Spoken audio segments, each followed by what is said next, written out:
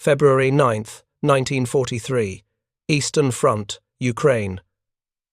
The snowstorm had reduced visibility to mere meters when the reconnaissance patrol spotted it. A massive vehicle sat abandoned in a frozen gully, partially buried in drifts, its olive-drab paint stark against the white landscape. The patrol commander raised his field glasses, straining to identify the machine through the swirling snow. American markings. The silhouette was unmistakable. Half-truck, half-armored personnel carrier, tracks in the rear, wheels in the front. An M3 half-track. Get the engineers up here. I want this thing examined before we move on. What Wehrmacht officers discovered over the next 6 hours would fundamentally alter their understanding of mechanized warfare and reveal why Germany was losing the mobility battle on every front. The vehicle sat at an awkward angle, its front wheels turned sharply to the left, as if the crew had been attempting a desperate maneuver before abandoning it. Snow had accumulated in the open crew compartment, covering the seats and equipment. The engineers approached cautiously, weapons ready, but the half-track was clearly deserted. No bodies, no blood, just scattered personal items suggesting a hasty evacuation. The senior engineer, Hauptmann Heinrich Müller, had spent 15 years in automotive design before the war. He had worked for Daimler-Benz, helping develop some of Germany's most sophisticated vehicles. As he circled the half-track, his trained eye catalogued details that immediately troubled him. This was not the crude American engineering that Wehrmacht training films had promised. This was something else entirely. If you're enjoying this deep dive into the story, hit the subscribe button and let us know in the comments from where in the world you are watching from today. The first inspection began with the obvious, the track system. Germany had developed half-tracks before the war, primarily the SD-KFZ series, produced by various manufacturers. Müller had personally worked on specifications for several models. He knew half-track engineering intimately. The German approach used complex bogie wheel systems with sophisticated suspension designed to provide maximum ground contact and smooth ride characteristics. The American system appeared primitive by comparison. Simpler bogies, fewer road wheels, less sophisticated spring mechanisms. Yet as Müller examined the installation more closely, he recognized something his initial assessment had missed. This simplicity was intentional, carefully engineered for a purpose German designers had not prioritized. Every component was oversized, overbuilt, designed for abuse rather than optimal performance. The track pins were massive, easily twice the diameter necessary for the loads involved. The bogies used simple leaf springs instead of Germany's preferred torsion bars, crude but virtually indestructible and replaceable by any blacksmith in any village. The entire system could be maintained with basic tools by mechanics with minimal training. The patrol commander watched as engineers cleared snow from the vehicle. How long would it take to get this operational? Müller walked around the half-track again, noting details. If the engine is functional and we can get fuel, perhaps 2 hours. Everything is accessible. Look at this, he gestured to the engine compartment. The hood opened from the sides, providing complete access to the power plant from both directions simultaneously. Multiple mechanics could work on different systems without interfering with each other. The engine itself was a white 160AX, a 6-cylinder gasoline engine, producing approximately 160 horsepower. Not impressive by German standards, the Maybach engines in German half-tracks produced similar or greater power from smaller displacement. But the white engine's design philosophy differed fundamentally from German approaches. Müller pointed out details to the other officers who had gathered. Notice the maintenance intervals. According to this placard, oil changes every 1,000 miles, valve adjustments every 5,000 miles. Our vehicles require service every few hundred kilometers. This engine is designed for extended operation with minimal intervention. The electrical system used color-coded wiring throughout, each circuit clearly marked and labeled in English. A mechanic who could read basic English could trace any electrical problem in minutes without reference to complex wiring diagrams. The fuel system was equally straightforward. A simple mechanical pump, basic carburetor, no complicated injection systems. Any competent mechanic could service this engine in field conditions with basic tools and no specialized knowledge. One of the younger officers, Oberleutnant Klaus Werner, had studied engineering at university before joining the Wehrmacht.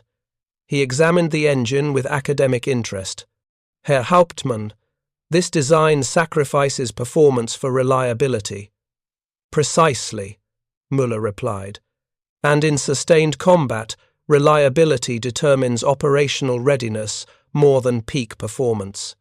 A vehicle that requires constant maintenance provides no tactical advantage regardless of its theoretical capabilities. The engineers continued their inspection, documenting everything.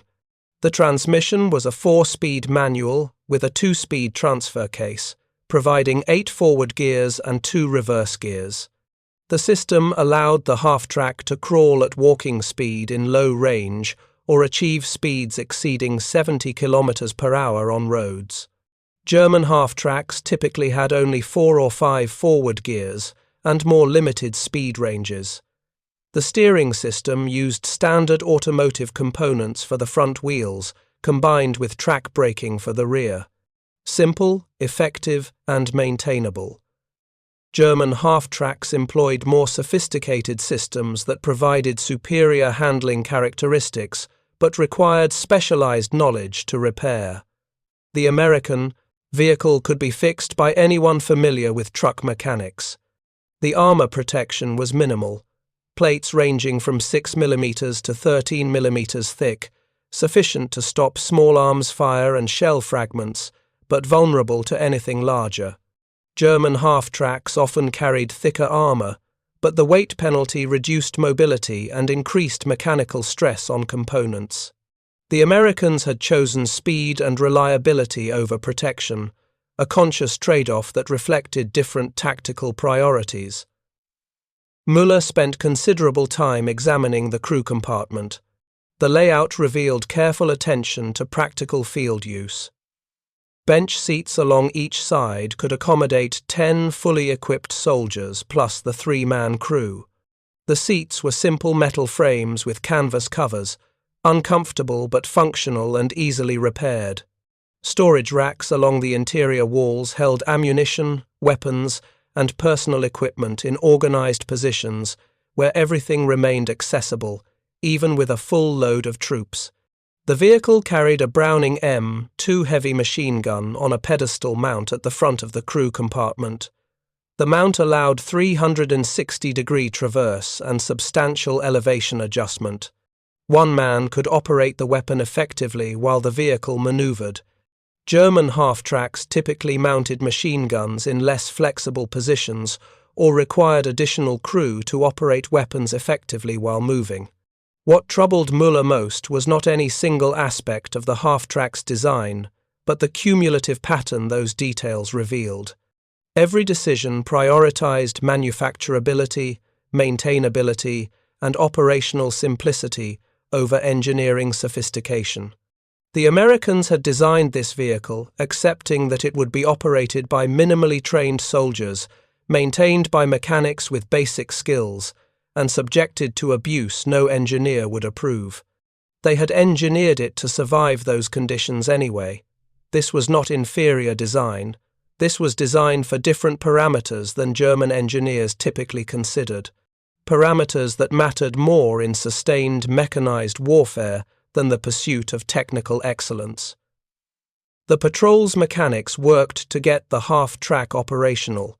They cleared snow from the engine compartment, checked fluid levels, and inspected for obvious damage. The vehicle appeared intact, apparently abandoned due to fuel exhaustion rather than mechanical failure. One mechanic found American fuel cans in a nearby crater, casualties of artillery fire that had probably forced the crew to flee. They siphoned fuel from these damaged cans, filtering it through cloth to remove debris. Within 90 minutes, the engine turned over. It caught on the third attempt, running roughly initially but smoothing out as it warmed. The mechanic blipped the throttle, listening to the engine's note. Sounds healthy. No unusual noises, good oil pressure. This engine has been well maintained. Muller nodded. American maintenance discipline appears excellent. Every vehicle we have captured shows signs of regular service despite combat conditions. The patrol commander made a decision. We will take this vehicle. Muller, you will drive it back to headquarters for complete technical evaluation. Select a crew. I want detailed reports on its performance characteristics, mechanical reliability, and tactical utility. Over the next 3 days, Muller and a selected crew drove the captured M3 half-track over 400 kilometers of Ukrainian roads, trails, and open terrain. What they discovered during that journey challenged every assumption Wehrmacht doctrine held about mechanized mobility. The first revelation came within the first hour. The half-track traversed terrain that would have stopped German vehicles. Mud that bogged down trucks posed no obstacle. Snowdrifts that required careful navigation in German half-tracks were simply powered through. The combination of front-wheel steering and rear-track propulsion provided mobility advantages neither system alone could match. On roads, the vehicle handled like a truck, steering responsive and speed impressive. Off-road, it behaved more like a tracked vehicle, the rear tracks providing traction, while front wheels maintained directional control. The transition between behaviors was seamless, requiring no special techniques or crew coordination. An inexperienced driver mastered basic operation within an hour. German half-tracks required days of training to operate proficiently. Muller documented everything: average speed on paved roads, 60 kilometers per hour. On dirt roads, 45 kilometers per hour. Cross-country through moderate terrain, 25 kilometers per hour. Deep snow or mud, 15 kilometers per hour. These speeds exceeded German half-track performance in every category. More importantly, the vehicle maintained these speeds consistently. German vehicles frequently required maintenance stops. The M3 simply continued operating. The fuel consumption concerned them initially. American gasoline engines used more fuel than German diesels, and the M3 consumed approximately 60 litres per 100 kilometres under mixed conditions. German half-tracks achieved better fuel economy, but that advantage disappeared when considering operational availability. A German vehicle that spent 20% of its time undergoing maintenance provided less tactical utility than an American vehicle that operated continuously despite higher fuel consumption. The Wehrmacht's logistical system prioritized ammunition over fuel, a reflection of Germany's limited petroleum resources. American forces clearly operated under different assumptions. They had designed vehicles expecting fuel to be abundant, prioritizing operational tempo over conservation. The crew compartment's openness initially seemed a vulnerability. German half-tracks typically featured more protection for embarked infantry, but Müller recognized advantages to the American approach during the test drive. Soldiers could dismount rapidly from either side or the rear without congestion. Commanders maintained visual awareness of their surroundings without vision blocks or periscopes. The vehicle could suppress threats with mounted weapons while simultaneously deploying troops. Tactical flexibility exceeded what enclosed designs provided. The ride quality surprised everyone. Despite primitive suspension, the half-track absorbed terrain irregularities better than expected. The combination of front-wheel suspension and track system distributed impact forces effectively. Soldiers in the crew compartment could remain combat-ready rather than exhausted from constant jarring. By the second day, word had spread through Wehrmacht units that a captured American half-track was being evaluated. Officers and NCOs from several divisions requested opportunities to examine it. Müller accommodated as many as possible, conducting impromptu demonstrations of the vehicle's capabilities. The reactions followed predictable patterns: initial skepticism, growing respect, and finally concern as implications became clear. A panzer officer who commanded a mechanized infantry company spent an afternoon examining the half-track in detail. His forces used SD KFZ 251 half-tracks, Germany's primary armoured personnel carrier. He knew German vehicles intimately. His assessment was blunt and troubling. This vehicle is inferior to our 251 in armour protection, weapons systems, and sophisticated engineering. Yet it would serve better in sustained operations because it prioritizes availability over capability. Our half-tracks spend too much time in repair facilities. This appears designed to never require repair, he explained further to assembled officers. Consider production rates. Germany manufactures approximately 15,000 SD, KFZ, 251 variants annually at maximum capacity. Intelligence reports suggest American half-track production exceeds 10,000 vehicles monthly, not annually, monthly. If those numbers are accurate, America produces more half-tracks in 6 weeks than Germany produces in an entire year. The silence that followed was profound. Officers performed mental calculations, trying to reconcile those production figures with operational realities. One supply officer finally spoke. If America can produce vehicles at such rates, material attrition becomes meaningless. We can destroy 5 American half-tracks for every German vehicle lost and still face increasing enemy numbers. Exactly, the panzer officer replied. We are fighting arithmetic, we cannot win. If you find this story engaging, please take a moment to subscribe and enable notifications. It helps us continue producing in-depth content like this. Müller continued documenting technical details. The half-track's components showed remarkable interchangeability. Spark plugs were standard, automotive types available anywhere. Belts, hoses, filters, all used common specifications. The tracks themselves were built from stamped steel sections bolted together. Damaged sections could be replaced individually without specialized equipment. A field workshop could manufacture replacement track sections from basic steel stock if necessary.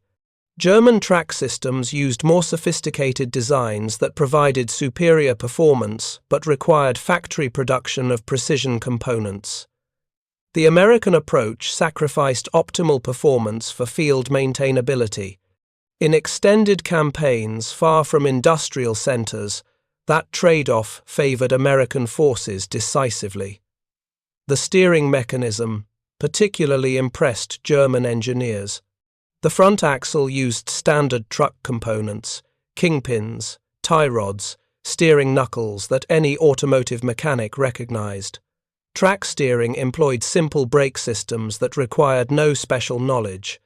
A mechanic trained on civilian trucks could maintain this vehicle with minimal additional instruction. German half-tracks used proprietary components requiring specialized training and factory-supplied parts. The difference reflected fundamental philosophical divergence in how each nation approached mechanized warfare. Germany designed vehicles as precision instruments, requiring skilled operators and specialized support. America designed vehicles as tools, expecting amateur users and improvised maintenance. By the third day, Müller's crew had bonded with their captured vehicle. They had driven it through conditions that would have defeated lesser machines. It had performed flawlessly, requiring only refueling and basic operator maintenance. No mechanical failures, no system malfunctions, no unexpected problems. The crew developed confidence in American engineering that unsettled them. These were enemy vehicles, yet they performed better under field conditions than German equivalents. The psychological impact was subtle but profound. German propaganda emphasized Aryan technical superiority. Direct experience contradicted that narrative. American vehicles were not inferior products built by mongrel races. They were sophisticated machines embodying engineering philosophy that prioritized different values than German approaches, values that proved more effective in mechanized warfare. Müller's detailed technical report reached Wehrmacht High Command in late February 1943. It joined hundreds of similar assessments, flooding into Berlin from every front. German technical intelligence services were drowning in evidence that contradicted official narratives about enemy inferiority. The M3 half-track report circulated through various departments. Ordnance officers studied its mechanical specifications. Logistics planners examined its maintenance requirements. Strategic analysts calculated production implications. Every evaluation reached the same unsettling conclusion. America had achieved mechanized mobility at a scale Germany could never match. The report arrived at a critical moment. Operation Barbarossa had stalled in Russia. Stalingrad had fallen in catastrophic defeat. North Africa was collapsing.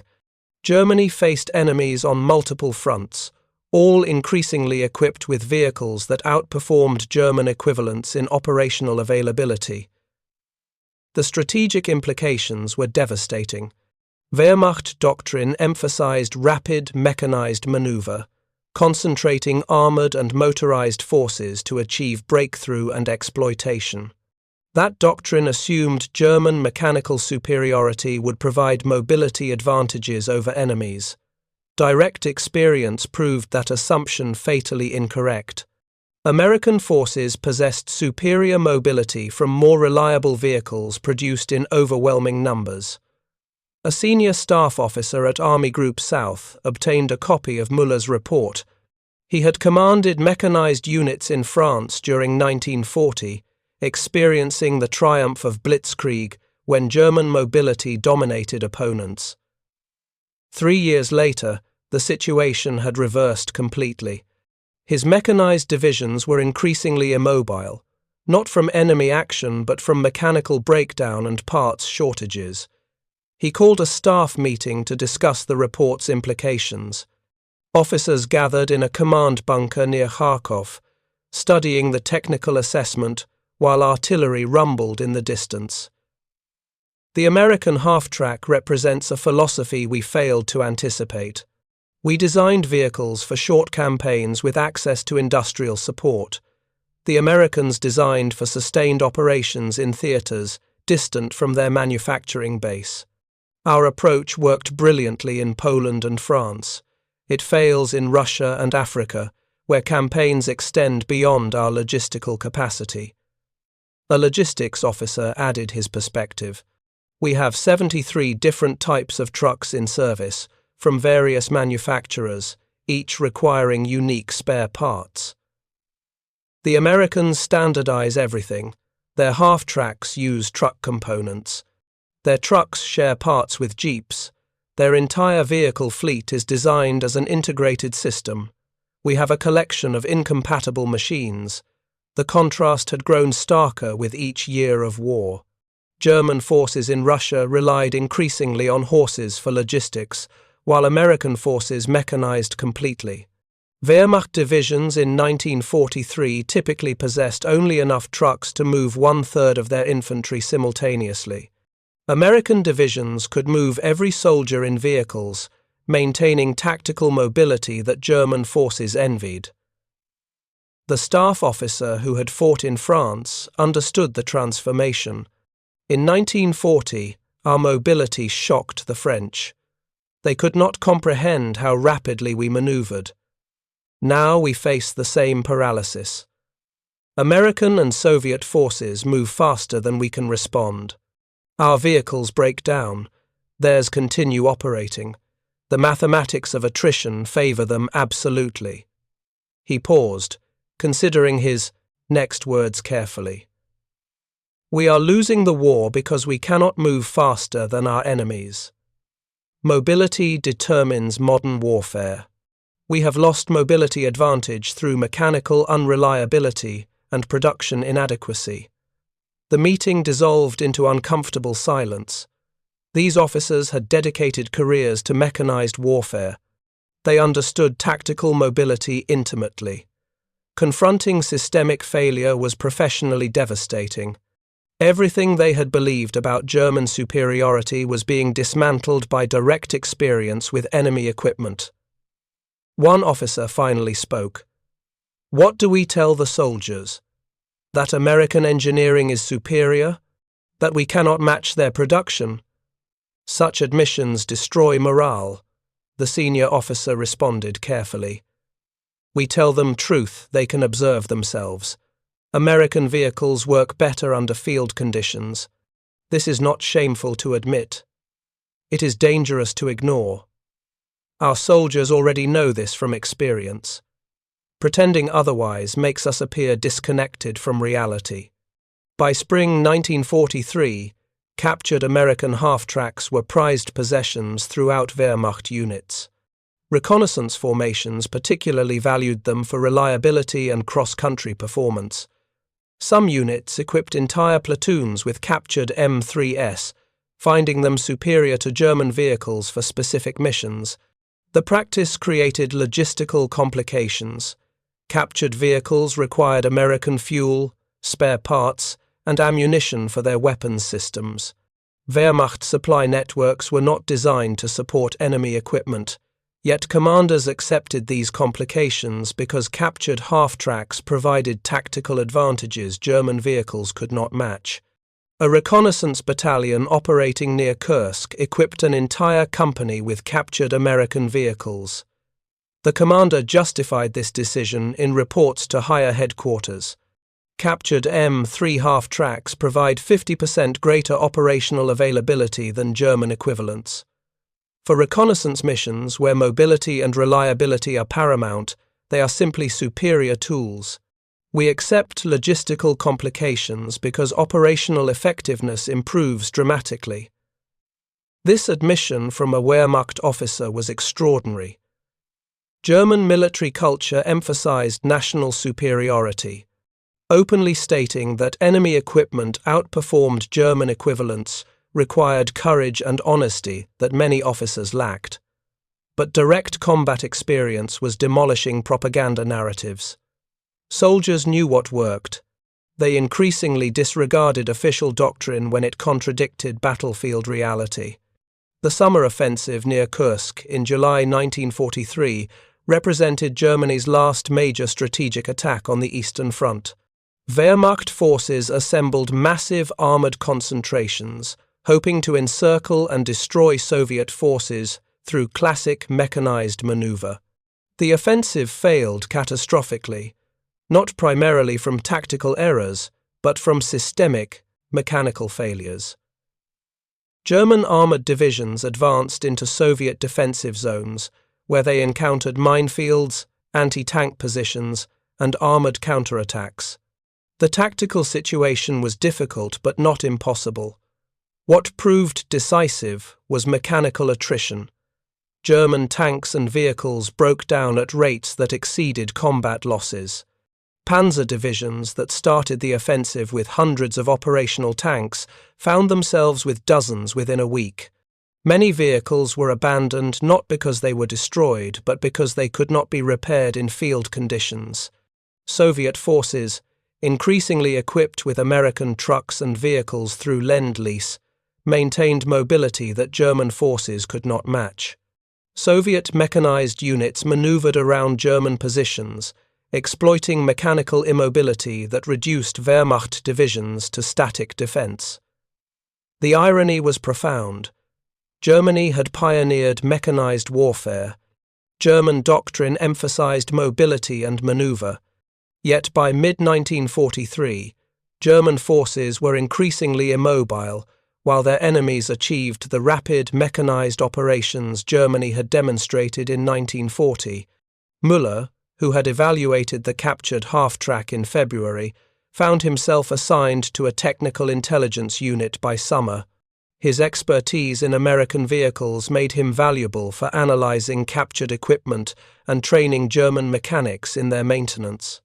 He spent months examining American vehicles of every type, documenting their characteristics and teaching Wehrmacht personnel how to operate and service them. The experience was professionally humbling. Every American vehicle he examined demonstrated the same engineering philosophy: simplicity, reliability, standardization, and manufacturability. The Americans had created an integrated vehicle system where every component supported every other component. Common parts, common tools, common procedures. A German mechanic trained on one American vehicle could service any American vehicle with minimal additional instruction. Wehrmacht mechanics required specialized training for each vehicle type. The difference reflected fundamentally divergent approaches to mechanized warfare. By late 1943, American vehicle production had reached levels that seemed impossible.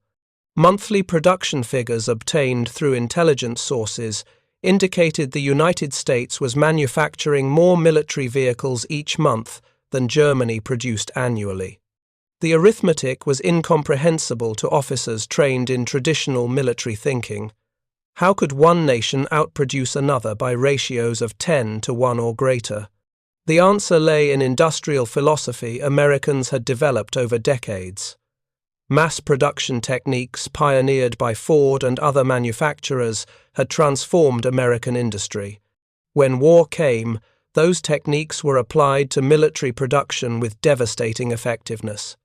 Factories designed to produce automobiles by the millions converted to military vehicles with minimal disruption.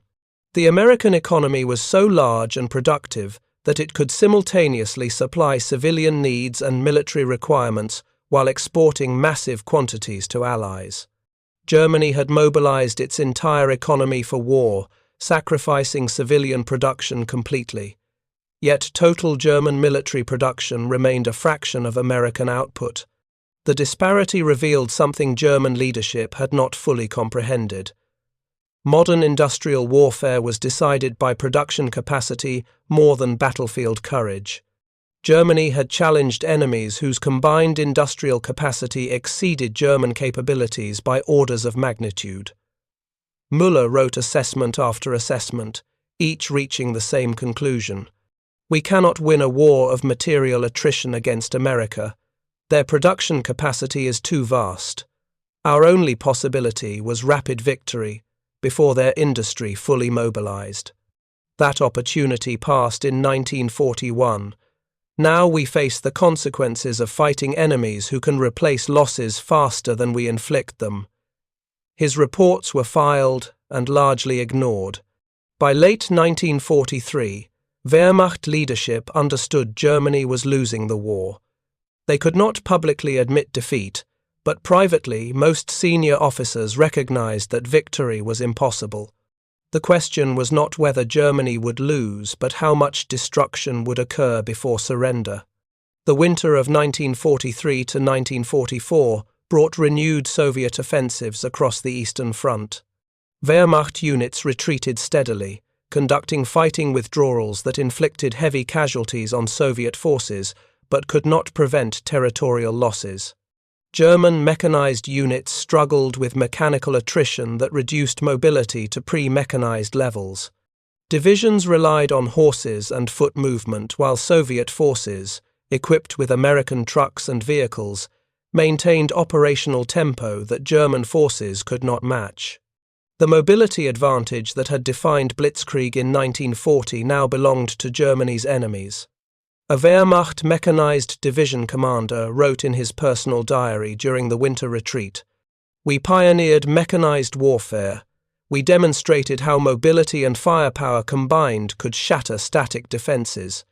Now we watch our enemies employ those same techniques against us, with better vehicles, more fuel, and unlimited replacement capacity. The student has surpassed the teacher through superior resources. This is not how military history is supposed to unfold.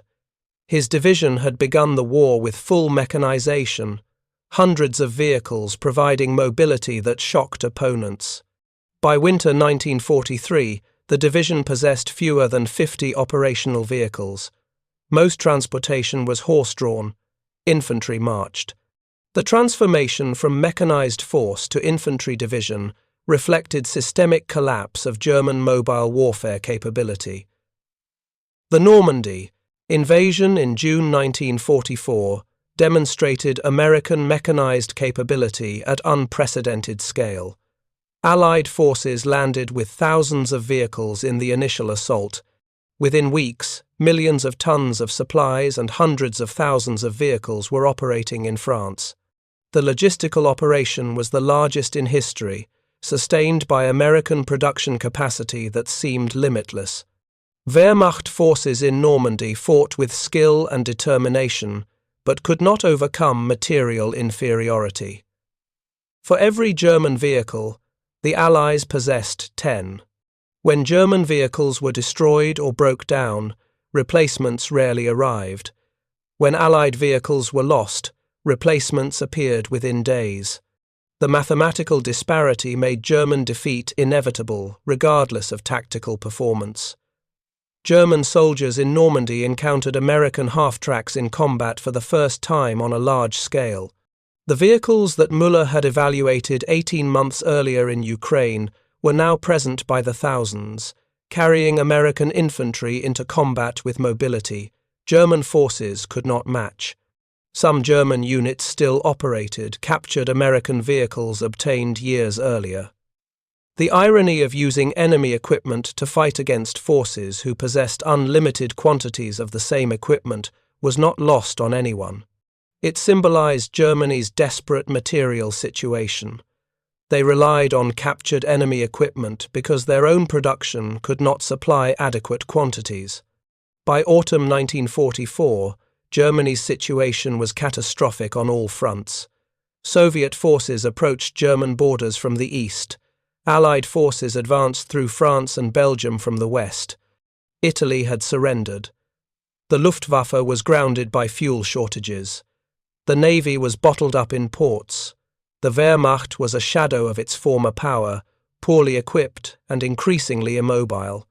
Müller survived the war, working in technical intelligence until Germany's surrender in May 1945.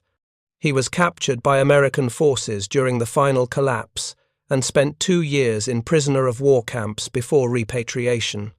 During his captivity, he worked in American motor pools, maintaining the vehicles he had studied as enemy equipment.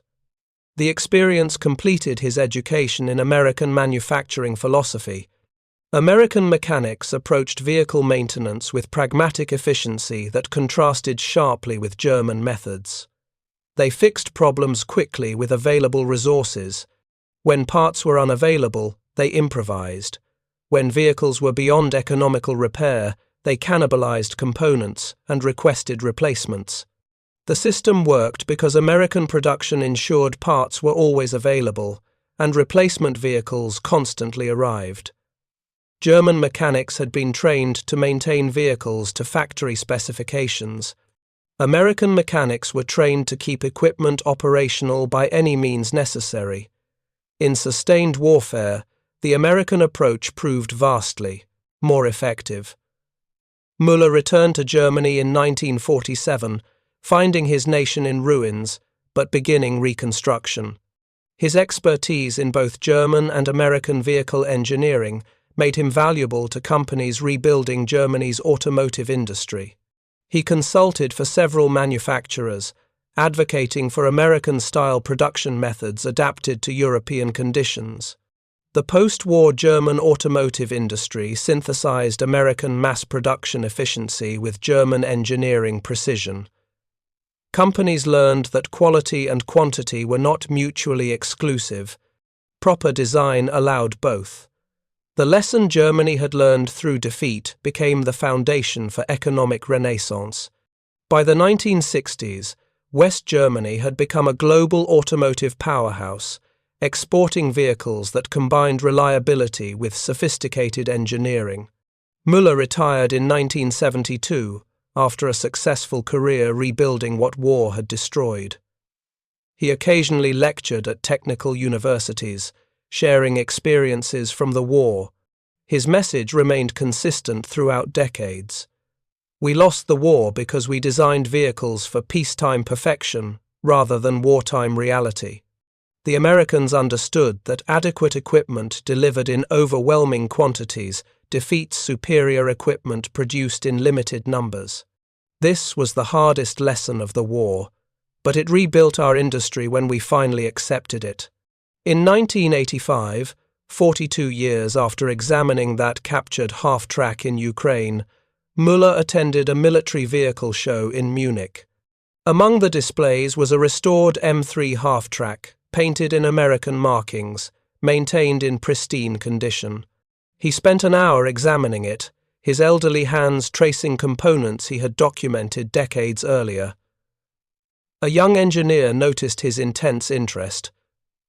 "You seem very familiar with this vehicle, sir." Müller smiled. "I examined one extensively during the war.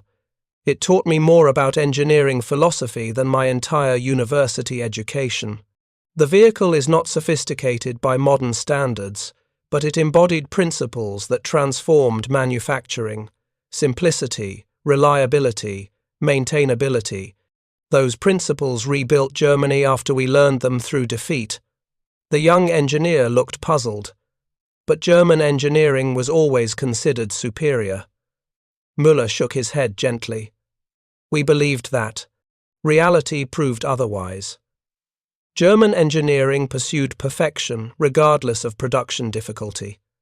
American engineering pursued adequacy with emphasis on manufacturability. In total war, the American approach was superior. We learned this lesson painfully, but it served us well afterward." He gestured to the half-track. "This vehicle was a teacher. It taught humility to those of us arrogant enough to believe our methods were the only correct methods. Education through defeat is harsh, but those who survive learn thoroughly." Müller passed away in 1991, having witnessed Germany's transformation from defeated enemy to prosperous ally. The lessons he had learned examining a captured half-track in winter 1943 had influenced his entire career. He had helped rebuild German industry by applying principles American vehicles had demonstrated. Simplicity serves better than complexity. Reliability matters more than peak performance. Design for manufacture enables production at scale. These were truths German engineering had resisted until defeat forced acceptance. The half-track he had examined in Ukraine had been more than enemy equipment. It had been a window into a different philosophy, one that proved more effective in mechanized warfare. That philosophy, learned through defeat and applied through reconstruction, had helped transform Germany from ruins to prosperity. The student had learned from the teacher, even when that teacher was an enemy. The wisdom gained through humility served Germany far better than the arrogance that preceded catastrophe. The captured M3 half-track had been one small vehicle in a global conflict, but the lessons it taught influenced generations. American mobility advantage in World War II came not from individual vehicle superiority, but from systematic integration of production, logistics, and tactical employment. Germany had superior engineers, but inferior systems. America had created an integrated approach where manufacturing, maintenance, and tactical use formed a unified whole. That integration, more than any specific vehicle, determined the war's outcome. Müller and thousands of German officers like him had recognized this truth through direct experience. Their honesty in admitting what they had learned, despite the pain of acknowledging defeat, became the foundation for Germany's rebirth. The half-track that had challenged their assumptions in 1943 became a symbol of lessons that rebuilt a nation. Thank you for watching. For more detailed historical breakdowns, check out the other videos on your screen now, and don't forget to subscribe.